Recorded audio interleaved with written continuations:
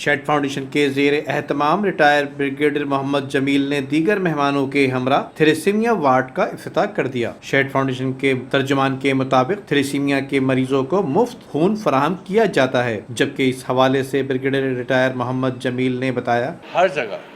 It's like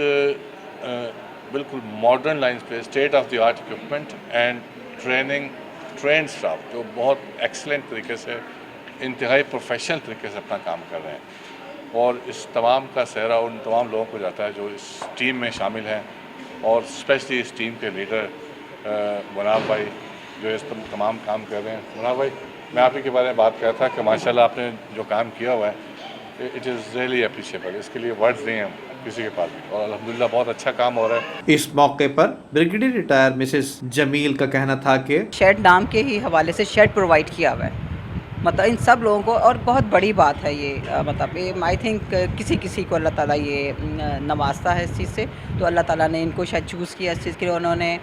بہت اچھے طریقے سے اس چیز کو رن کر رہے ہیں، اور ہر چیز میں نے دیکھی، اور بہت اچھا ہائیجین کے لحاظ سے بھی ہر چیز بہت اچھی ہے، بہت خیال رکھا گیا ہے اس چیز کا۔ ہر چیز یہاں پر ان ہاؤس ہے، اور ماشاءاللہ چاہے وہ میٹرنٹی کا ہو یا تھیلیسیمیا کا ہو یا haematology who, there all departments with latest technology and latest equipment نا،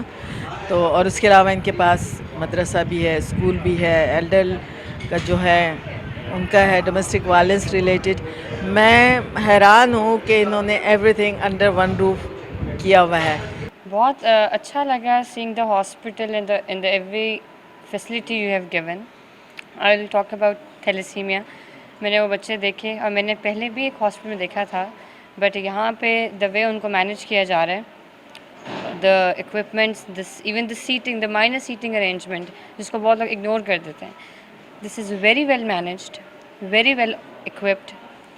آئی ہوپ اللہ تعالیٰ ان کو انشاءاللہ سے صحت دے۔ اس تقریب میں امین لاکھانی، ڈاکٹر اصفر الدین، ڈاکٹر شاہد اختر راجپوت، شفیع گڈلک، ثاقب گڈلک، حنیف پوچی، یعقوب پوچی، جنرل سیکرٹری ریاض الدین نوری، عارف سعید اور مناف علنا بھی موجود تھے۔ Nadeem Siddiqui, M7 news, Karachi.